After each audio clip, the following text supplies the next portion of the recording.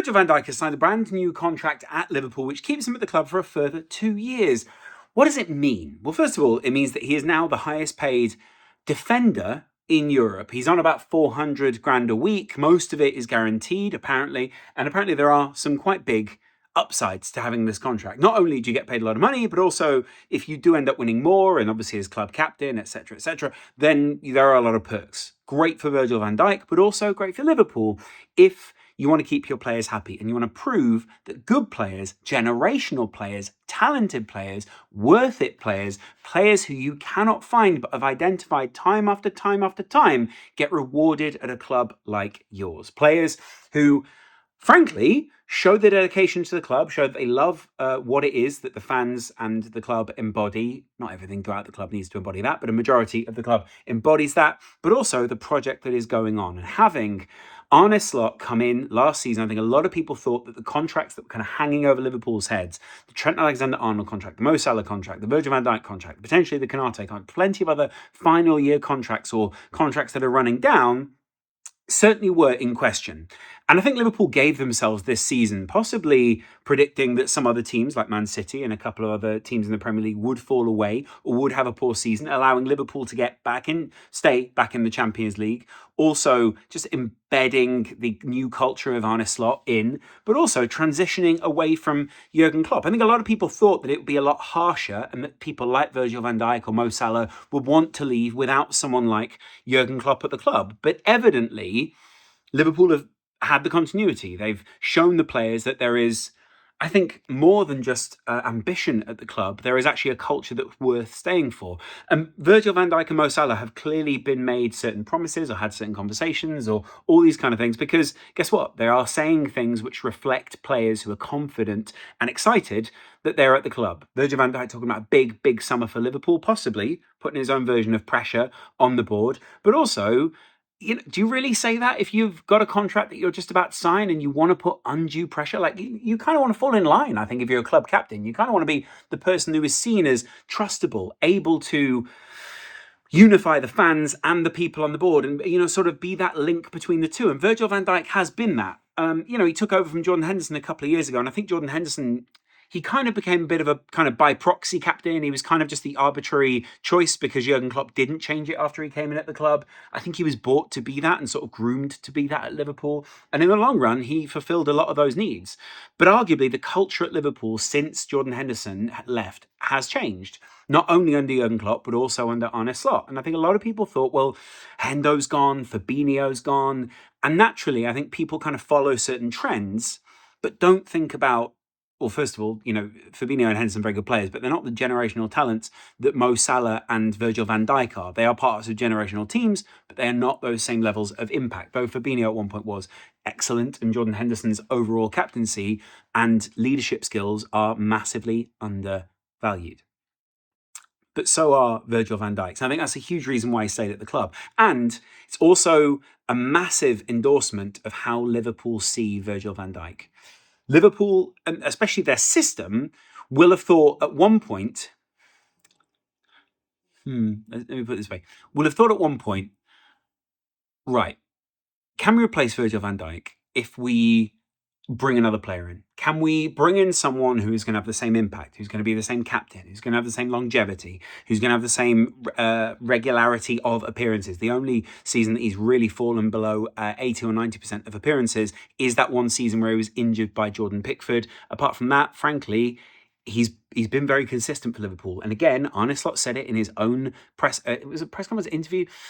Availability is a huge part of being world class, which is, again, a thing that Liverpool will have valued. On top of that, of course, I think Virgil van Dijk is also still massively underrated in terms of what he does in terms of being a person just around the club on a day-to-day basis. First of all, I think if you're someone who's coming through at Liverpool, you look at that guy and you think the way he carries himself, his approach, his demeanour, his maintenance of his own body, week in, week out, his winner's mentality, the way that he treats opposition players, the way that he's able to unify the team. There are so many different aspects there that I think just go underrated. His play is great, but his actual impact on the field, possibly outside of, just the overall stuff that he does defensively, is underrated still. And I think a lot of people in the coming years will begin to pay tribute to Virgil van Dijk. Of course, there were also questions over this contract. The big question was, do you want to keep someone like Virgil van Dijk at the club when you know that they're about to enter a period of their lives when decline feels inevitable? First of all, I think this is worth addressing. Liverpool monitor these players' health on a daily basis. They will know, and I mean know, what real age their body is, what impact game to game their body is taking or going through, or whatever you want to call it. And that is really important for Liverpool, especially in the new contract process. They'll have probably laid that out to people like Virgil van Dijk and said, look, we predict that you have another X amount of years at the very top, as long as you don't get any, crucial injuries. We see your availability as really important, but we also see that your overall decline, or whatever you want to call it, isn't as fast as it used to be, even just 5 years ago for a couple of players. There are a few players, especially centre-backs, who've fallen off a cliff in recent years. And I think there was that worry that Virgil van Dijk had done that after that injury, was that he'd go down a similar route to the way that Ferdinand went at the very end of his career, to the way that John Terry struggled with that, without the pace that he once was able to cope with, or not even that, the kind of just the overall fitness, and which allowed him the clarity of mind and therefore the reading of the game. Virgil van Dijk doesn't quite play that same kind of game. And I also think, Liverpool in rebuilding this back line are going to need some form of continuity. I think at the moment, the only position that is truly, and I mean like truly locked down at the moment, is Virgil van Dijk. And I can tell you why in each position, right? Alisson Becker. Questions over him with the Mamardashvili thing. Questions over whether we'll actually just cash in on Mamardashvili or Alisson this summer. What it does do, if we got Mamardashvili, and we're kind of trading in just assets when it comes to Mamardashvili, is, well, if we've got Alisson, do we really need to negotiate with you? We can kind of wait this one out. We can send him out on loan again. We know he's only going to increase in value in the coming years because good goalkeepers only increase in value and they're a very rare commodity in the market. Maybe we'll keep Alisson Becker. But at the moment, I think there's a question mark next to it, at least that. Trent, massive question mark because there is no announcement. There doesn't seem to be any announcement coming either. And that, we all know that situation. I don't need to go through that. Konate, there are questions over that. There are people talking about Huijsen coming in. There are people talking about other centre-backs possibly coming into the club as well. And people also just talking about, I think Konate is a fantastic player. Availability is a huge ability for Liverpool. And sometimes he doesn't have that availability because of his injury record. But I think he's currently one of the top 3 defenders in the Premier League. Probably, I can't say Europe right now because we went out in Europe, but one of the top 3 defenders in the Premier League. I think it goes Van Dijk, you're probably looking at Saliba or Gabriel, or a combination of one or the other. You're probably then looking at Konate, and you're probably then looking at one of Galiba or Saliba or Gabriel. Galiba. Virgil van Dijk, no. He's, there's no question mark next to him now. And he is still club captain. And then finally, Andy Robertson.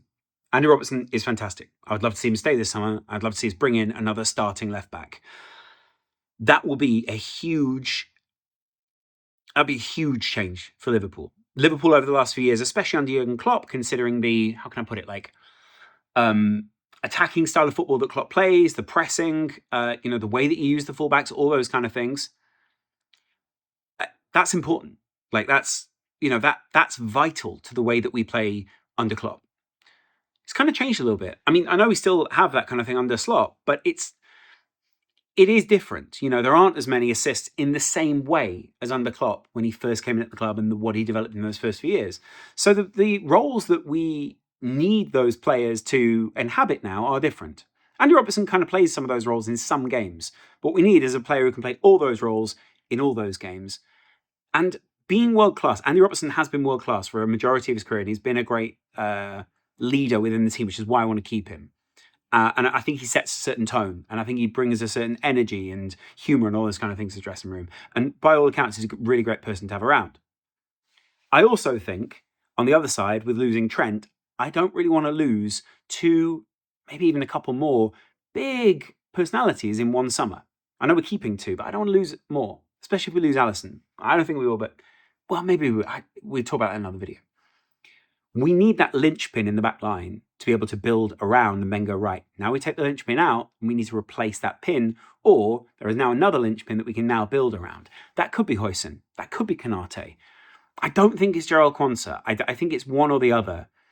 And I think over these next 2 years, what you will definitely see is a club captain who will move into the Milner role, who will move into, I'm a leader, I will start a lot of these games, but watch as I coach other people through matches, as I bring the values that I've shown at other clubs, but mostly at Liverpool, into these games.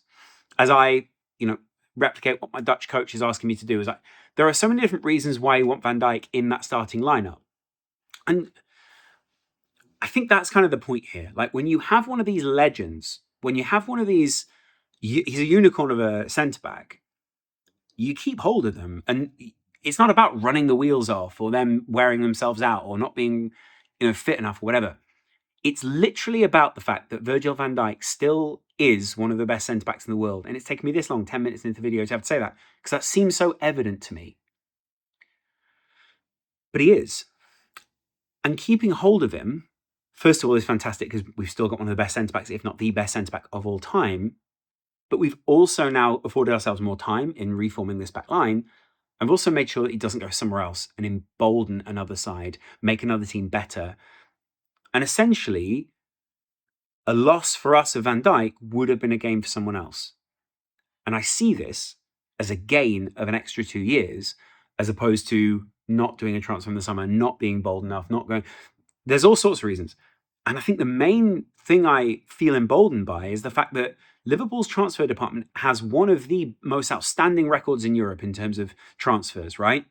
I know that we can talk about Chiesa maybe in the summer. We can talk about, who else do you want to talk about? One or two signings maybe in the Klopp era where it was a bit like, okay, that didn't quite work. Maybe a centre-back or two.